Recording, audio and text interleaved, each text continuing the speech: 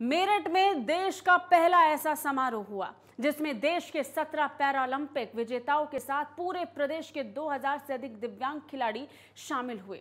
वहीं समारोह स्थल से मुख्यमंत्री योगी आदित्यनाथ ने समारोह को संबोधित किया।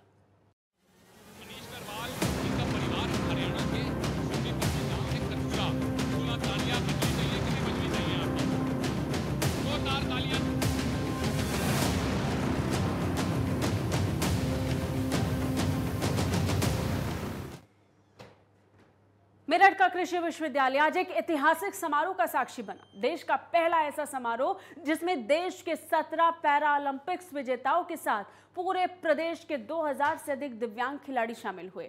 वहीं समारोह स्थल से मुख्यमंत्री योगी आदित्यनाथ ने समारोह को संबोधित किया।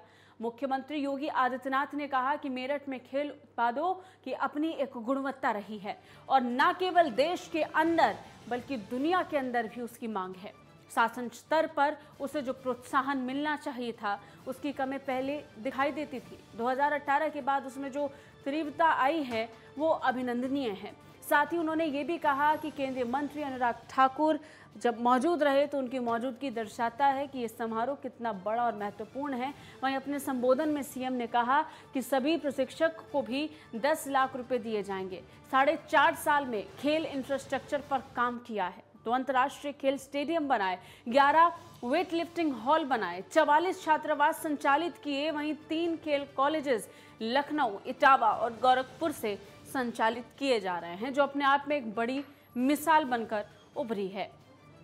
तो आपको बता दें, मुख्यमंत्री योगी आदित्यनाथ ने आज मेरठ से उत्तर प्रदेश को संबोधित किया और बताया कि किस तरीके से उत्तर प्रदेश में विकास की बयार बह रही है। और सबसे बड़ी बात ये कि ऐसे मौक़ों पर खिलाड़ियों को प्रोत्साहित किया जा रहा है। इसी साल ओलंपिक्स और पैरालंपिक्स में बेहतरीन प्रदर्शन भारत करके लौटा था और सबसे बड़ी बात यह कि पैरा ओलंपिक्स में भारत ने बहुत अच्छा प्रदर्शन किया और एक बड़े स्तर पर भारत का नाम यहाँ मौजूद खिलाड़ियों ने रोशन किया। और ऐसे मौके पर मुख्यमंत्री योगी आदित्यनाथ ने खिलाड़ियों को प्रोत्साहित करने के लिए इस भव्य आयोजन को रखा। उसके लिए मेरठ को चुना क्योंकि मेरठ से खेल उत्पादकों को बहुत बड़े स्तर पर एक पहचान मिली है और मेरठ को इससे एक पहचान मिली।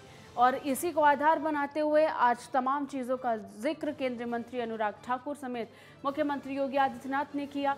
अगर बात केंद्रीय मंत्री अनुराग ठाकुर की करें तो उन्होंने अपने संबोधन में जिक्र किया कि कैसे खिलाड़ी बेहतरीन प्रदर्शन कर रहे हैं और ये प्रोत्साहन उनके लिए कितना लाभदायी रहेगा।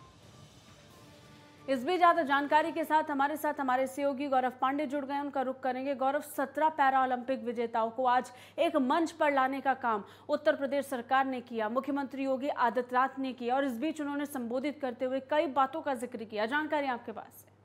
जी बिल्कुल साक्षी, आपको बता दूं कि उत्तर प्रदेश के मुख्यमंत्री योगी आदित्यनाथ का मेरठ दौरा कई मायनों में खास है।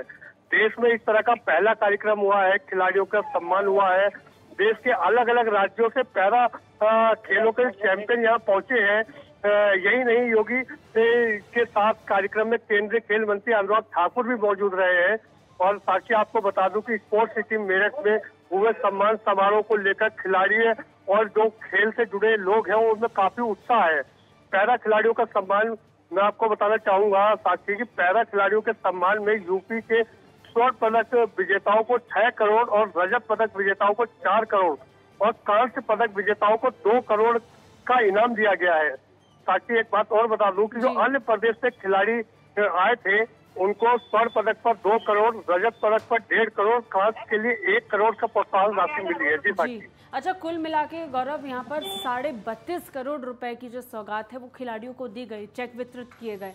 लेकिन इसके अलावा वहाँ मौजूद 2000 जो खिलाड़ी हैं जो किसी न किसी परेशानी से जूझ रहे हैं लेकिन फिर भी उससे लड़ते हुए आज एक खिलाड़ी के तौर पर उभर कर आए हैं, उनके लिए कितना बड़ा प्रोत्साहन है। ऐसे आयोजन का होना निश्चित तौर पर दर्शाता है कि उत्तर प्रदेश कैसे आगे बढ़ रहा है। जी बिल्कुल साक्षी, आपको बताना चाहूंगा कि जिस तरीके से योगी आदित्यनाथ ने संबोधन किया था और खिलाड़ियों का उत्साह बढ़ाया था, तो योगी आदित्यनाथ ने जिस तरीके से सभी पैरा खिलाड़ियों को सम्मानित किया है और सभी पे धन वर्षा जिस तरीके से की है, इसमें कुछ खिलाड़ी आपने बताया कि ऐसे भी है कि जो बाहर से आए हुए थे लेकिन उनको भी कहीं ना कहीं योगी आदित्यनाथ की सरकार में धन वर्षा जरूर की गई है। साक्षी, अच्छा, दिव्यांग होने के साथ ही वो एक मजबूत खिलाड़ी बनकर के उभरे, भारत का नाम रोशन करें, इस बात का जिक्र हुआ। केंद्रीय मंत्री अनुराग ठाकुर भी इसमें मौजूद थे, जो ये दर्शाता है कि कितना महत्वपूर्ण ये सम्मेलन रहा। उत्तर प्रदेश में मेरठ को आने वाले दिनों में भी खेल के नज़रिए से हब बनाने की कोशिश है। हालांकि वो पहले से है, लेकिन विकास की बयार अभी और बहेगी। गौरव, जानकारी आपके पास से।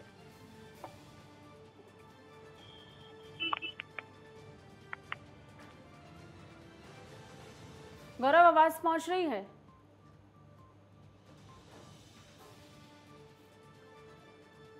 चलिए, आवाज शायद उन तक नहीं पहुंच रही है, कोशिश करेंगे उनसे संपर्क करने की। आपको बता दें, पूरे देश के 2000 से अधिक दिव्यांग खिलाड़ी ऐसे थे जो आज इस समारोह में मौजूद रहे। पैरालंपिक्स खिलाड़ियों को आज यहां पर चेक वितरित किए गए। जैसा कि हमारे सहयोगी ने बताया, 4-4 करोड़ रुपए स्वर्ण पदक विजेताओं को मिला जो प्रदेश से हैं।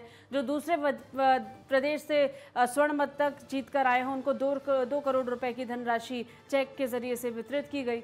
इसके अलावा बाकी मौजूद खिलाड़ियों को भी प्रोत्साहन राशि दी गई है। सबसे बड़ी बात ये कि प्रशिक्षकों को प्रोत्साहित करने के लिए भी उन्हें भी एक अच्छी रकम देने की का काम यहाँ पर सरकार ने किया। और इसके अलावा मेरठ को खेल के लिए हब बनाने की दिशा में भी एक बड़ा काम मौजूदा सरकार द्वारा किया गया। इससे पहले हमने देखा कि आयोजन स्थल पर सबसे पहले कैसे प्रदर्शनी के जरिए से विभिन्न खेलों के लिए मुख्यमंत्री योगी आदित्यनाथ अलग अलग खेलों को लेकर रुचि अपनी दिखा रहे थे और बता रहे थे कि किस तरीके से प्रदेश काम करता हुआ नजर आया था। 8 खिलाड़ी उत्तर प्रदेश को रिप्रेजेंट करते नजर आए थे इस बार के पैरालंपिक्स में। और सबसे बड़ी बात यह कि मंच से ये कहा गया कि उम्मीद उत्तर प्रदेश से अब इतनी ज़्यादा बढ़ गई है कि आने वाले दिनों में कल्पना कर सकते हैं कि ये 8 की जगह 80 होंगे। केंद्रीय मंत्री अनुराग ठाकुर ने खुद इस बात का जिक्र किया। इसके अलावा केंद्रीय मंत्री अनुराग ठाकुर ने कहा कि मुख्यमंत्री योगी आदित्यनाथ जो काम कर रहे हैं वो बहुत ज़रूरी है। खासतौर पर ऐसे समय में प्रोत्साहन होना और प्रोत्साहित करते रहना वो बहुत ज़्यादा ज़रूरी है। हालांकि इस बीच मंच से विपक्ष पर भी निशाना साधा गया। उन्होंने अखिलेश यादव का जिक्र करते हुए उन्होंने कहा कि पूर्व मुख्यमंत्री नहीं चाहते थे कि इस तरीके के बड़े आयोजन हों, लेकिन ये आयोजन ज़रूरी था प्रोत्साहन के लिए भी। फिलहाल एक छोटे से ब्रेक के लिए रुकेंगे, जल्द लौटेंगे, बने रहिए हमारे साथ।